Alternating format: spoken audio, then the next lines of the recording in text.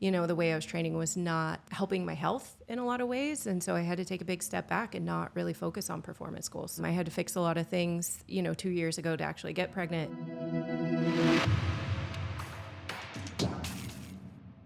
Welcome to the show. I am Coach Jay. I am here today with Coach Heidi. Coach Heidi, who is like one of our longest and most frequent, I won't even call it guest, you're just a host. Yeah. And it's been such a long time since we've talked on the show. So yeah, a lot of things have changed. You got pregnant and had a baby. Yep. And the baby is now 5 months. 5 months. Yeah. And even the journey to sort of getting pregnant took a lot of Yeah. That was a thing. Yeah. For sure. That was almost a year and a half. So Heidi's been kind of off the scene for like 2.5 years.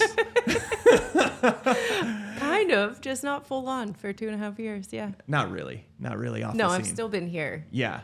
Still been here spreading the joy that you spread. Yeah. So I thought today we would talk about goals because, Yep. a lot of things have changed for you in the last 2.5 years. For sure. Clearly a lot of things have changed for me and for everybody. Mm-hmm.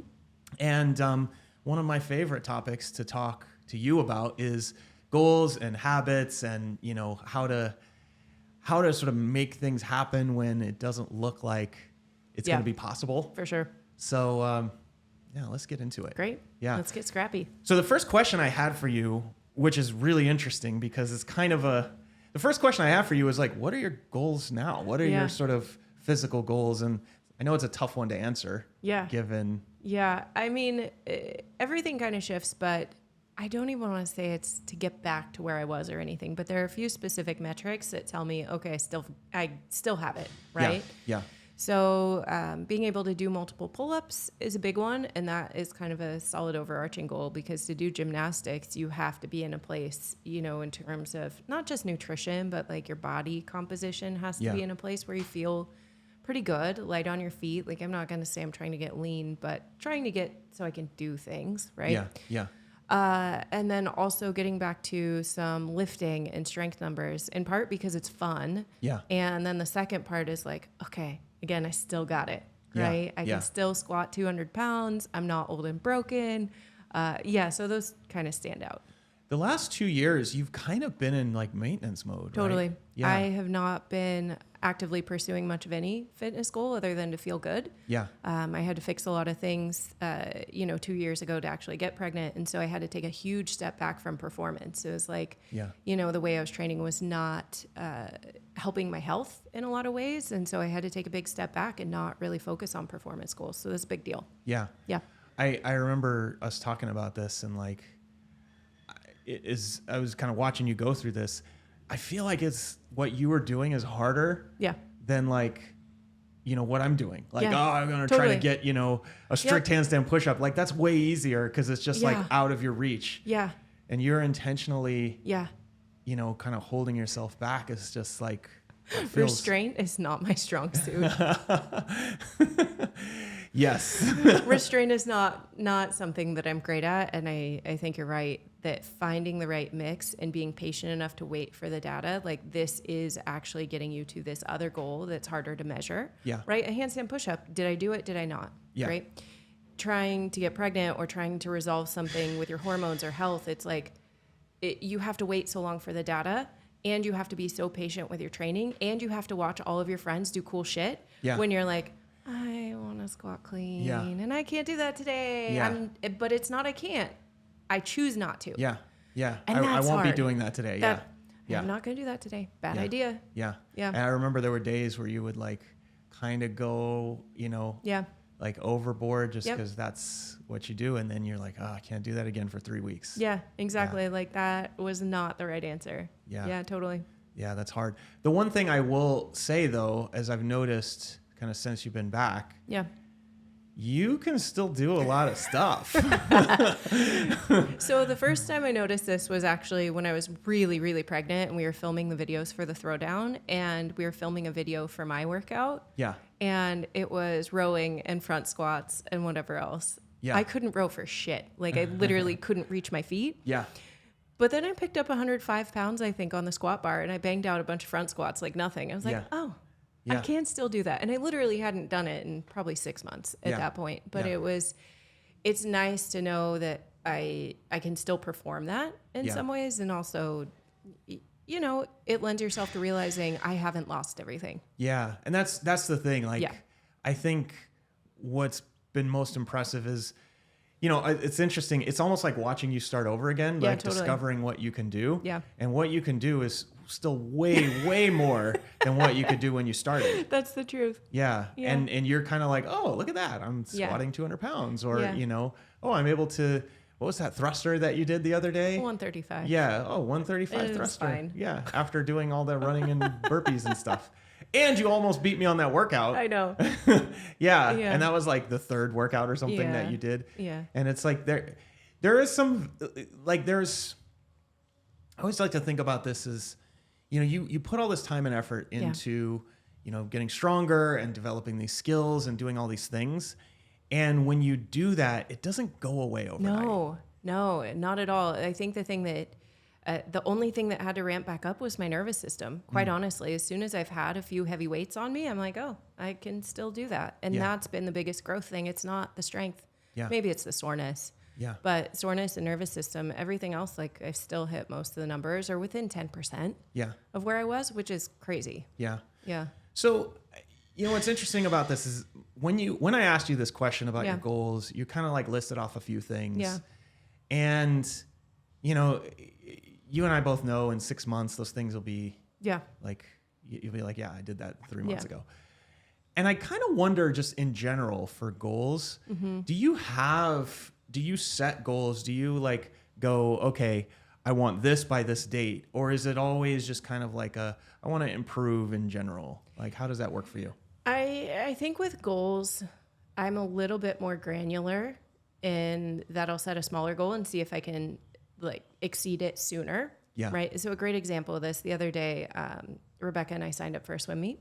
Right. And I spent 20 seconds lining up some times that I think I could conservatively hit and hopefully crush. Yeah. Right. Just to benchmark it. Yeah. And I think the first step of this is just finding a realistic benchmark. And for me, I'd like to take a lot of the pressure off. Yeah. So for instance, I submitted a minute 30 for my 100 freestyle. Yeah. My time back when I was 12 was a minute 5. Right. So I'm like, okay. And in training, the 3 times I've been in the pool, I've swam a minute 40 and not full on. Wait, okay. I don't know how this works. You have to submit your times for to sign up for the meet? Oh, yeah. Okay. So you can't not submit a time. And so they're just like, well, if you don't know, make it up. What is this like? Tell me what you're doing at this meet. Yeah, so it's just a master swim meet. Rebecca just randomly talked me into it. And just like, hey, you want to do this? I'll do this. I'm like, okay, fine. So it's like you go and compete in 100 meters or whatever. Yeah, totally. And so this specific one is 100 meter events for each stroke. Yeah. And then you could do 200 IM, and I put my name in. If they need someone for a relay, I would totally swim a relay. Right. So I'm not swimming 100 fly because I'm not there. Yeah. I hated that event even when I was in my best shape. Like, I'm not into it. I didn't even know you could do this. Oh, yeah. Huh. For sure. Master swimming is totally a thing. Huh. Now you're going to get sucked into it. I've Make sure there's swim. A lifeguard. I think you could swim 100. I think you could do it. Without sinking. What's the lowest time you could submit? Anytime. So here's how Can you walk half of it? You can't put your feet on the ground. You can't actually hang on to the wall. Can I swim vertically? Because that's how I swim. You do swim vertically. Wait, can I bring a wetsuit? Oh, and that's flippers? A good question. You can't use flippers. Can someone pull me with a rope? Yeah, I'll do it then. Yeah, definitely. Just hold on to the rope, and Rebecca and I will swim you like a chariot. It'll be great. You know, if there was, poolside muscle ups afterwards, then maybe I'll have a shot. So speaking of which, that was another thing. Okay, so tangent.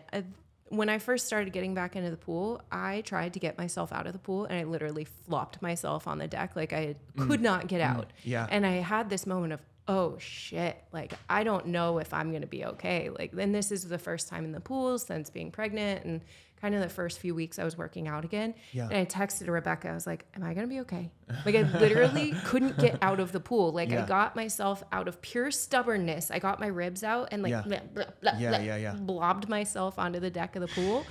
I was just like, I have never felt that weak ever. And she's like, Heidi, You don't have any core. Like, stop worrying about that. It's going to be fine. Use the ladder if you need to. I was like, no. Yeah. Anyway, that was one of those gut check benchmarks. I was always able to just like, boop, pop out of the pool. Totally fine. So yeah, I signed up for this swim meet and can I just hit pause on that? Totally.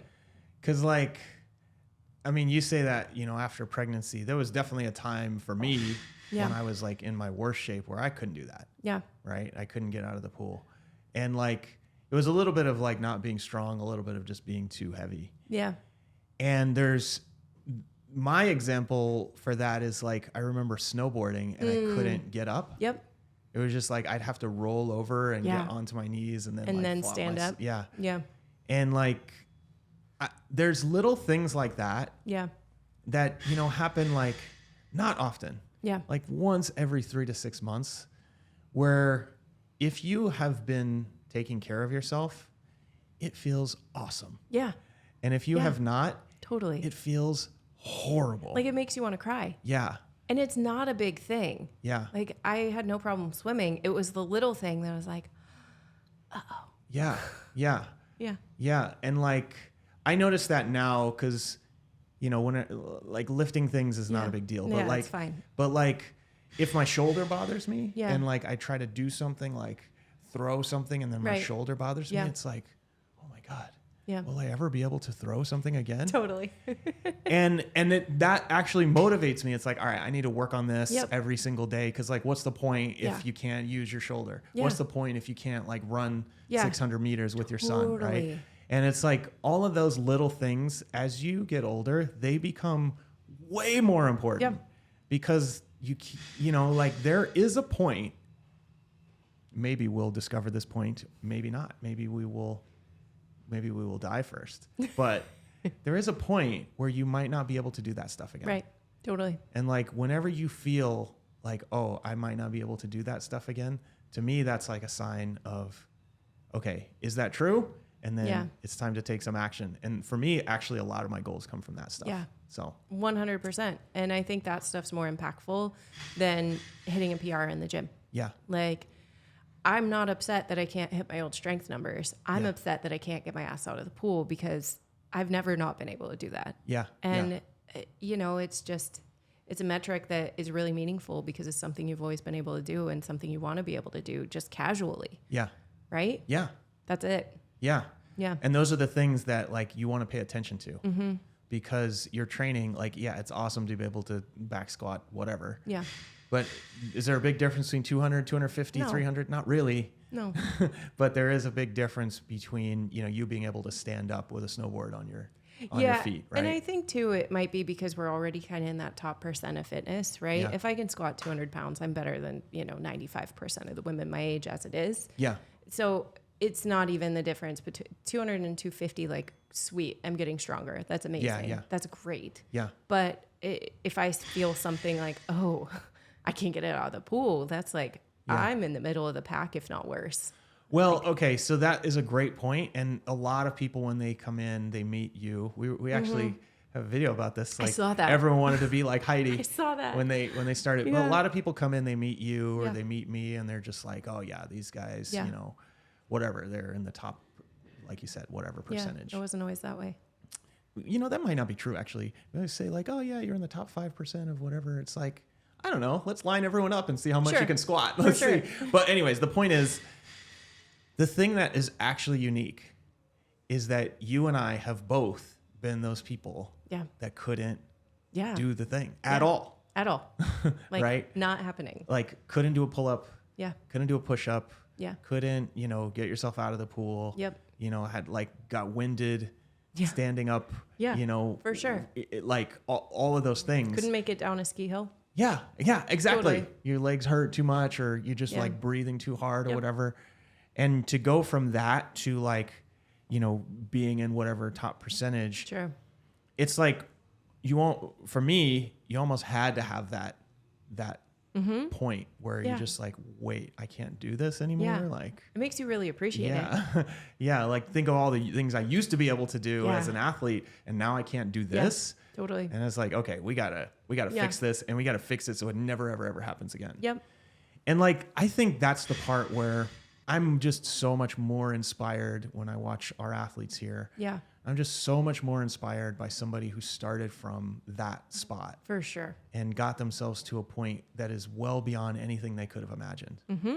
I think that's one of the reasons you and I like talking about this stuff, is because we know that feeling. Yeah, totally. It's cool to watch people that are naturally athletic. It's like, oh wow, that looks really easy for you. But that, I mean, whatever. Yeah. Cool. Yeah. I'm really happy for you. Yeah. That's great. You inspire me to see what's possible. Yeah, exactly. But also I'm going to be cheering for the person who I know has had to put in the hard work to get where they are, and like to just get to normal. Right. And they're so appreciative, because, you know, it's not just the PR. You know, I wrote an email about this the other day. It's not just, oh, I'm able to do burpees really fast. It's I'm able to get down and play with my kids, and I'm going to be able to get down and play with my grandkids. Yeah. And all of these things. And you kind of see that you give them their life back, more or less. And you don't realize how important it is until you have that, oh shit moment of, oh, this isn't normal. I used to be able to do this without problem, and now like I can't casually enjoy my hobbies. Yeah. This isn't cool. Yeah. Yeah. That's, you know, it's funny, up until a few years ago, people would come in and say, oh, it's really important for me to play with my kids. Yeah. And I'm like, yeah, you know, that sounds nice. Yeah. And I've been running every day with Tiger for the last, I don't know, 3 weeks or something. And the first time we did it, like I've been having like knee problems and foot problems. And I was just like, man, this hurts. Like, I don't want to do this. Yeah.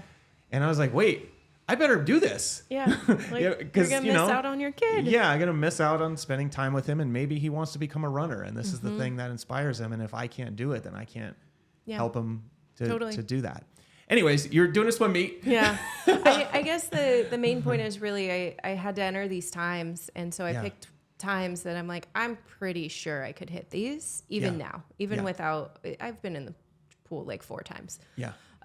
But I like to kind of chip away and exceed that first goal. So I feel like I have some momentum. And then if I choose to set another goal from there, great. Like maybe I'll get more granular, but I don't know where I'm at. Yeah. And so it doesn't really, I haven't had to perform, so it doesn't really mean anything if I just pick a random number and I'm like, oh, I'm going to hit 110. Yeah. I'm going to hit 115. Yeah. Because I know that what I need to do is train consistently and I need to push the intensity. But what I don't know is I might have already hit it. Yeah. Right? And that was true of setting a goal when I came back in. And so I like to approach it by getting a little win first. So I kind of pad my goal and then I go out and crush it. And then I'm like, okay, is this goal, do I want that last 10% or is this good enough? Yeah. And I can focus on something else. Yeah. So that's kind of how I approach it. That's how I approach goals too. Yeah, there you go. Like I used to, you know, really have it in my mind, like I need to hit this thing. And I remember when I was training for the London Marathon, it was like, I have to hit 4 hours. Right. And I was just like, every training run, I would hit some times to try to hit those 4 hours. And if I didn't hit the times, it was like, okay, I need to make some adjustments. And it was a great training program. Like it really helped. But on the day it was like 4 hours and 40 minutes or something. And it was like I didn't hit it because I got dehydrated. I didn't know how to deal with that. And I cramped up and whatever. And it just kind of taught me like, actually, didn't really matter. No. Like I don't really care. I mean, I even kind of signed up for another one to see if I could hit it. And I was like, I'm not feeling it. I don't care about that time. Mm-hmm. What I care about mostly is, am I doing things that will help me get better in this arena? Yep. And so, when I sit down and I think about my goals, I used to sit down and say, okay, I want to be able to do like 5 muscle ups and I want to hit this workout in this time. And I want to, run a 400 meter in this time and squat this much. And like, if I do all that, I'll be an amazing athlete. And it's like, well, I mean, what if I just try to get better every day? Yeah. And then I'll be the most amazing athlete I could be. Mm-hmm. And maybe I'll hit those times and maybe I won't. Yeah. And it will be a lot less stressful in the process. And if you have fun training one of those specific things, set a goal around it. Sure, the 5 muscle ups, if you're digging gymnastics and learning something new and it feels like it's moving the needle in like your life experience, great. Yeah. But if it's an old sport that you swam, like, I swam from when I was 11 until, 18 at a high enough level, I'm never going to get back to those times and it's not my goal. Yeah. I don't need to beat myself. Yeah. But maybe in training, I can go swim Alcatraz. Maybe in training, I can do a great open water swim in Tahoe that gets me out in the outdoors. Like, as long as I can do those things, I'm good. I'm going to move on to training something else that might spark interest or joy more. So, you know what is really interesting? You say, I'll never hit those times again. I think in the back of your head, you actually think you could hit those times. If I put in the work. Yes. You just want to get close enough to know that if you put in the work, that you can hit those times. Yeah. That's how I look at it. Yep, that's exactly it. It's just like, okay, so my best mile time is 6 minutes, Yeah. right? Just like 6 minutes flat. God, that was one of the more painful after workout things I've ever. I remember that day. And I'm like, will I ever hit 6 minutes again? Yeah. I don't know. But could I get like 6.5, 6:45 Totally. to where I feel like if I put an effort in this, then I can get sub 6 minutes. Basically to be within striking range of peak without specializing so much that you give up on the other stuff. And without driving yourself insane. Because now you have other things in your life that matter besides doing swim meets. How much joy does it bring you to be 5 seconds faster on 100 free? Yeah. Not at all. How much joy is it going to bring you to swim to the point and back with your kids someday? Like, that's going to be great. Yeah. You know? Yeah.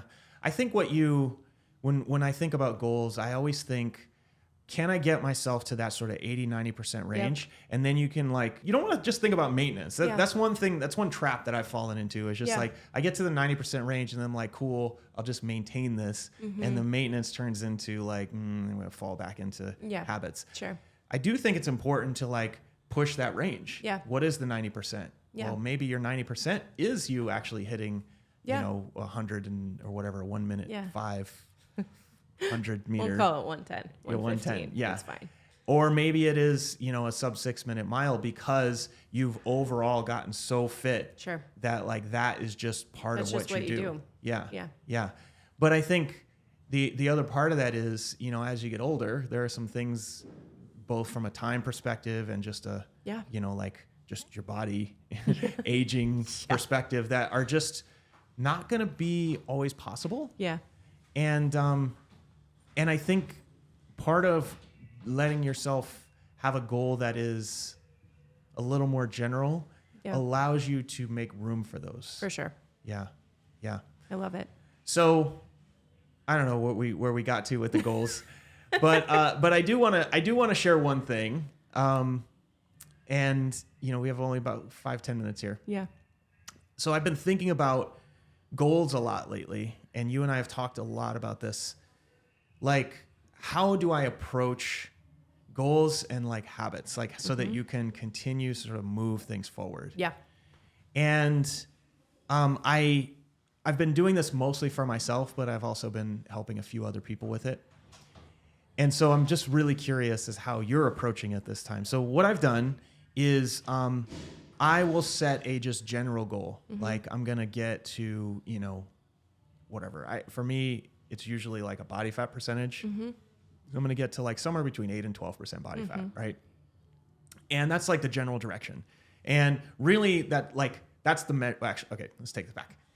The way I set the goal is I do WOOP, wish, outcome, obstacle, plan. We've talked about this before. So the wish is I want to get in the best shape of my life. Mm-hmm. The outcome is 8 to 12% body fat. The biggest obstacle is consistency around nutrition. Sure. Right. And I also added mobility, different things that happen there. Mm-hmm. And then the plan is develop some daily habits to help with those things. Mm-hmm. Right. And so for me, what that meant was, okay, I've got this general goal, 8 to 12% body fat. What I want is, or it's not general goal, it's a specific goal, 8 to 12% body fat. What I know I need to do is consistent with nutrition, consistent with mobility so I don't hurt. So every day I will hit my numbers and do my mobility. Mm-hmm. And my commitment was, I was doing about 6 days a week before. So I said, for 100 days, I'm just going to do it for 7 days a week. Wow. And I think today is day 40 or something like that. Yeah. I've hit almost all the goals already. That's awesome. Which is really interesting. Yeah. Because in 6 weeks you can hit all those goals, and now is where it gets hard. Yeah. It's actually so easy to hit the goal. Now is where it gets hard. Yep. Now it's I got another 60 days of maintaining this minimum. Yeah. And that's actually the only reason I would set a goal in the first place. Yeah. Is to get to the part where, because you know, that's where the work starts. Yeah. Yeah. Like it's easy when you're chasing something, and when you caught it. Yeah. Yeah. Like, now what's my incentive to still do this? Why then? do you want to keep chasing? Yeah. So I actually define this a little differently this time. I don't really think about the goal as much. I think about the practice. Yeah. And what I've been, and I mean, I've done this before, right? But this time it was like all about the practice. It was just like, okay, 10 things, 100 days, let's do that. How do we make sure that we're doing that? Yeah. And whatever happens is like, oh, look at that. So I'm curious for you, because we've talked about this before. We've talked about journaling or whatever. Yeah. Do you have a practice like this that you use for yourself? It's a lot less official. And especially lately, it's been hard to carve out time to do things, right? And so there are two things I'm focusing on. One, not doing nothing.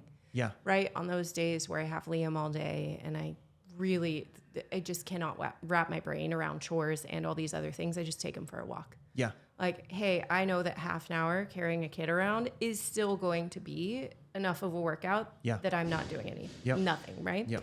And then the second part is I'm trying to latch on to the things that I love doing and use them as like my time, right? So for instance, I set aside my Wednesdays. I'm like, this is the hill I'm going to die on. I'm taking my hour on Wednesdays on my day off and I'm going to the pool. And so even on the days that I miss them, so for instance, I have a shoulder thing. I've been working out. I need to do my mobility to get myself closer to feeling good so that the next week I can go back and do that. Yeah. And if I miss it because, hey, we have plans or whatever, again, I still need to do the thing that is going to make that thing easier next week. So even on Wednesday, no matter what, there's still some focus. Yeah. Like swimming feels great because I have an hour to myself. My shoulders feel amazing afterward. I get water on my face, whatever. Yeah. And so I'm going to latch on to at least doing the shoulder stuff or at least, checking that box. Yeah. And then on the gym side, I started just a basic strength program because I love lifting and I need to just latch back on to really enjoying what I'm doing. I'm not really worried about the numbers. I've pushed it a little bit. That's great. But I just need to do the thing. I need to check the box. Yeah. I'm going to do it Monday, Thursday, Friday. Here's where I'm lined out. And again, if I don't do the thing, I need to do the thing that makes that thing easier next week. Yeah. Yeah. That's, if that makes sense. That's it. I have a wonky ass hip. If I'm not squatting, damn it, use that time to do your mobility because I don't want that shit to be my excuse next week again. Yeah. So man. That's what I've been doing. That is everything. Wow. Yeah. Mic drop right there. It's so good. Yeah. And this is exactly the way I think about it. Yeah. It's like the habit, the thing is the thing. Mm-hmm. The goal is not the thing. Totally. It's the doing the thing. It's doing the thing. Every so often, you have to look at the things that you're doing and make sure that they are taking you a direction you want to go. Yeah. Because if you're not getting stronger, you're not, being able to swim more, you're not preparing for But as long as I'm meet. hitting that box, whatever. How often do you check that part? Do you say am I on track or not? Yeah. So if I go a week without doing these things, I get really cranky. So it's kind of self-regulating. I get really mad. Yeah. I haven't really been... I just imagine you just like, I'm so mean. Heidi, need weights. You don't like me when I'm angry. I don't know what's worse, me when I'm hungry or me when I haven't worked out, but they're both horrible people that you don't want to meet.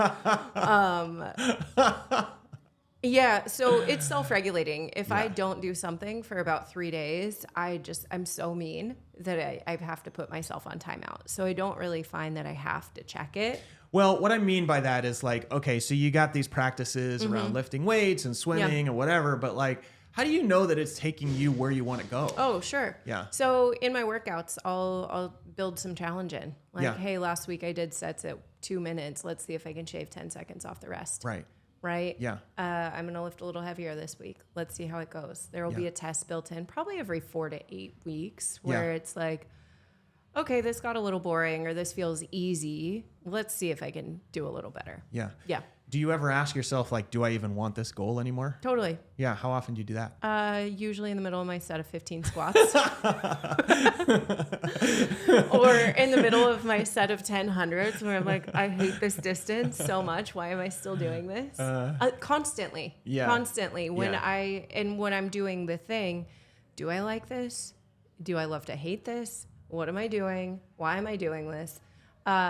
And then usually I come around to, because overall this is going to make me feel really great. Even if I don't really care about the squat number, it's the bigger picture. There's like this gut feeling you have, like I'm moving in the right direction. Yeah, exactly. It's there's a lot of self-dialogue and self-talk that goes into it when you're really miserable in the middle of doing the work. Yeah. And I love doing the work, but sometimes I hate it. And I'm like, is this important? Is this specific thing important? And it's never about that specific thing.